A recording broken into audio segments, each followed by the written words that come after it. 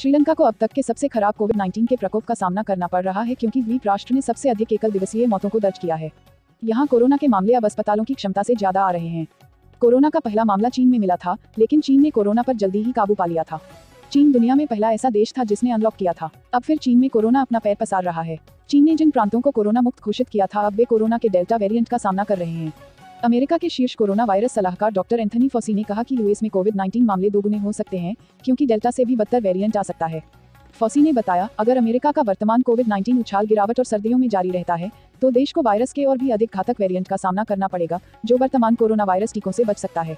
लखनऊ में अवध चौराहे पर महिला द्वारा कैब ड्राइवर की पिटाई के मामले में अभिनेत्री राखी सावंत ने अपनी कड़ी प्रतिक्रिया दी। उठा लेगी, बेकसूरवारों को मारेगी। जो वो उबेर या ओला का पता नहीं किसका ड्राइवर था, उसको पकड़ पकड़ के मारी है। अरे तुझे कराटे खेलने का इतना शौक है, खली है ना द ग्रेट खेली मेरा भाई, उससे आके तू दो हाथ कर। तू नया नया कराटे सीखी है या नया नया फौज में एंट्री ली है तूने, तो बेकसूरों को क्या मारती है? आ तू मेरे सामने आ, मैं तेरी टांग हाथ तोड़ दूंगी। बेकसूर इंसान को, ड्राइवरों को क्यों मारती है? हाँ क्यों मारती है? Shame on you. खली का एक हाथ पड़ेगा ना तुझे, गिर जाएगी नीचे। लड़की है, लड़की के लिए कानून बनाया है तो उसका फायदा मत उठाओ। Shame on you.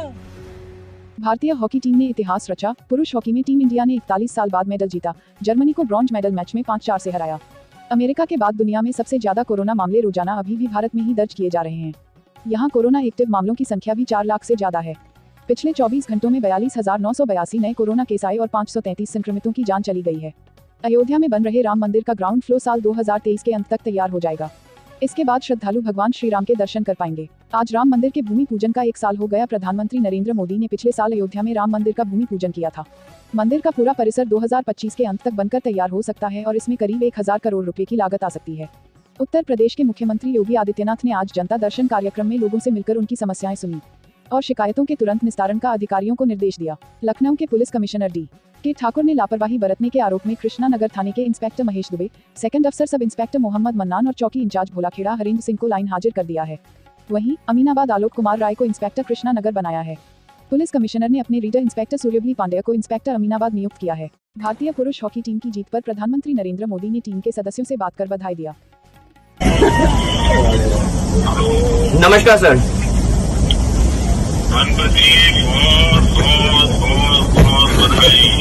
Thank you so much sir, thank you sir. पूरी टीम को बहुत काम गजब किया है आपने, पूरा देश नाच रहा है। Thank you sir. सर आपकी बहुत दुआएं थी सर हमारे साथ। Thank you sir. उस दिन आपकी आवाज थोड़ी ढीली थी। सर आपका जो मोटिवेशन था वो काफी काम किया सर हमारी टीम के लिए।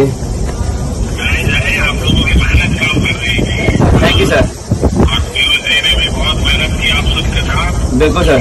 तो मेरा तरफ से सभी खिलाड़ियों को बधाई देते हैं भैया। Thank you sir, thank you sir. मैं दे दूंगा सर। 8-15 अगस्त को मिल रहे हैं, मैंने सबको बुलाया है, तो उस दिन मिलेंगे हम लोग। जरूर सर। भी है क्या? हाँ जी सर, है साथ में ही सर। जी सर नमस्कार। जी बहुत बहुत बधाई भैया।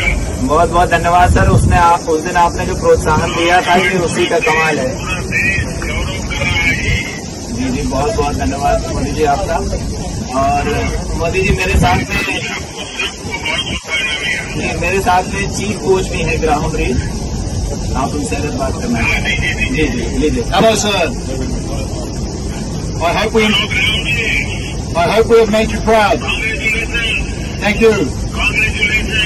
Thank you, sir. They're fantastic, huh? They have. Thank you. It's so good to see, and so good for India, huh? Yeah. Thank you, sir. Thank you. And sir, your words the other day after the semi-final were fantastic and very inspirational to us. Thank you. Lucknow Nagar Nigam zone 3 में जन्म और मृत्यु प्रमाण पत्र की site hack, जिसके बाद से नगर निगम जोन 3 में जन्म और मृत्यु प्रमाण पत्र को जारी करने को लेकर लगाया गया रोक। इसको लेकर साइबर सेल को की गई शिकायत। जन्म मृत्यु प्रमाण पत्र जारी करने वाली साइट को किया गया बंद। संक्रमण के मामले बढ़ रहे हैं और आर फैक्टर में वृद्धि हो रही है, लेकिन इसे तीसरी लहर की शुरुआत घोषित करना बहुत जल्दबाजी होगी। वैज्ञानिकों का यह भी कहना है कि इससे घबराने की जरूरत नहीं, बल्कि एहतियात बरतने और टीके लगवाने की आवश्यकता है। आर फैक्टर से यह पता चलता है कि कितनी तेजी से संक्रमण फैल रहा है।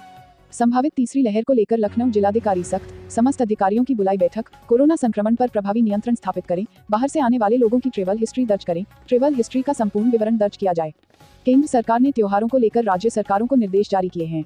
इसमें विशेष सतर्कता बरतने के निर्देश दिए गए हैं। राज्यों से कहा गया है कि अगस्त से अक्टूबर के बीच पड़ने वाले विभिन्न त्योहारों पर विशेष सतर्कता बरते जाने की जरूरत है। जारी निर्देश में हाल ही में कुछ राज्यों में बढ़ते कोरोना केसेज पर भी चिंता जताई गई है।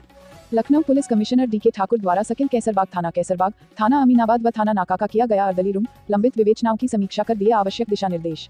बहुजन समाज पार्टी के पूर्व विधायक जितेंद्र के बीजेपी में शामिल होने पर रीता बहुगुणा जोशी ने कहा, 12 साल पहले फूंक दिया था मेरा घर, तथ्यों को छिपाकर ली पार्टी की सदस्यता, निरस्त करने के लिए हाईकमान से करूंगी बात। क्या कहना है? सोशल मीडिया में ये समाचार को देखकर मैं स्तब्ध हूँ, क्योंकि मुझे बहुत अच्छे से याद है कि जुलाई 2009 में जब मेरा घर जलाया गया था लखनऊ में, तो उस घर में को जलाने में अगुवाई करने वाले जितेंद्र सिंह बबलू थे। और जब जांच हुई तो उसमें आरोपी पाए गए और उनके ऊपर आरोप फ्रेम भी हो चुके हैं। मुझे पूर्ण विश्वास है कि उन्होंने पार्टी को हमारे गफलत में रखा, इन्होंने सच्चाई उनको नहीं बताई और इसलिए और पार्टी ज्वाइन कर ली। भारतीय जनता पार्टी के दरवाजे सबके लिए खुले रहते हैं और मुझे पूर्ण विश्वास है कि अध्यक्ष जी को ये जानकारी नहीं रही होगी कि इनका एक आपराधिक बैकग्राउंड है, खासतौर से मेरे घर जलाने में आरोपित हैं। इस संदर्भ में मैं प्रदेश अध्यक्ष जी से और राष्ट्रीय अध्यक्ष जी से बात करूंगी और अपील करूंगी उनसे कि वे उनकी सदस्यता को भंग करें, समाप्त करें। राम मंदिर शिलापूजन के 1 साल। अयोध्या में आज 3 घंटे रहेंगे सीएम। तय समय से 45 मिनट पहले पहुंचे योगी, संतों से होगी मुलाकात। लखनऊ अलीगंज पुलिस ने नए हनुमान मंदिर को बम से उड़ाने की धमकी देने वाले शफीक को किया गिरफ्तार। प्रयागराज कोतवाली के चौक बताशा मंडी स्थित गुलाम हैदर इमामबाड़े की जमीन पर बने शॉपिंग कॉम्प्लेक्स की करीब 3 दर्जन दुकानों को ध्वस्त करा दिया। प्रयागराज विकास प्राधिकरण प्रवर्तन दल ने करीब 8 घंटे तक चली कार्रवाई में भी अवैध निर्माण पूरी तरह से नहीं तोड़ा जा सका। 3 मंजिला कॉम्प्लेक्स के ध्वस्तीकरण के लिए पोकलैंड मशीन मंगाई गई थी। प्रयागराज विकास प्राधिकरण अफसरों के मुताबिक अतीक अहमद की शह पर इमामबाड़े की जमीन पर बिना मानचित्र स्वीकृत कराए अवैध निर्माण कराया गया था। पाकिस्तान आज भी कश्मीर को हासिल करने के सपने देखता है, लेकिन सच ये है कि आज पाकिस्तान के प्रधानमंत्री इमरान खान अपना सरकारी बंगला किराए पर देने के लिए मजबूर हो गए हैं। ये फैसला इसलिए लिया गया है क्योंकि इस समय पाकिस्तान की आर्थिक हालत बहुत खराब है। पाकिस्तान के प्रधानमंत्री के इस बंगले को शादियों, फैशन शो और सांस्कृतिक कार्यक्रमों के लिए किराए पर दिया जाएगा।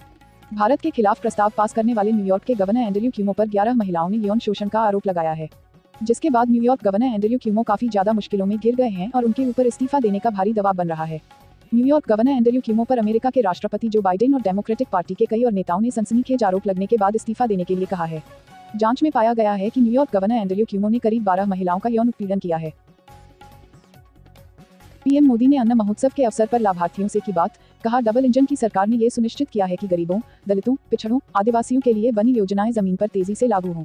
पीएम स्वनिधि योजना भी इसका एक बड़ा उदाहरण है। पीएम मोदी ने कहा, ये 5 अगस्त ही है जब 2 साल पहले देश ने एक भारत श्रेष्ठ भारत की भावना को और सशक्त किया था।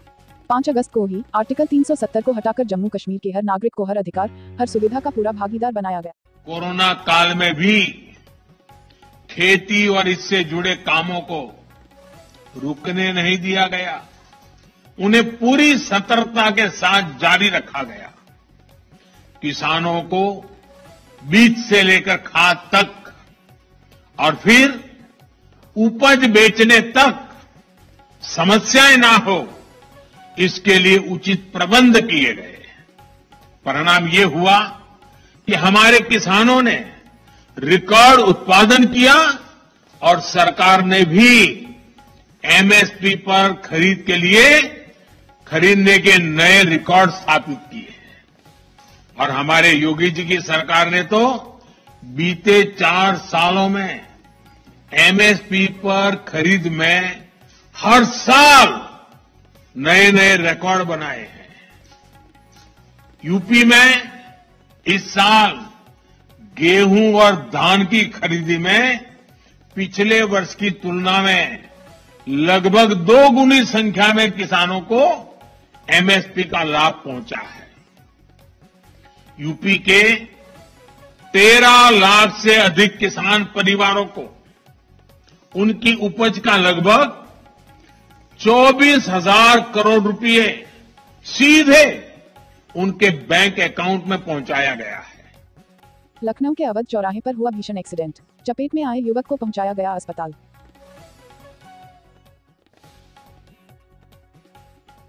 Subscribe Aviral Times for latest news update and press the bell icon to get all the latest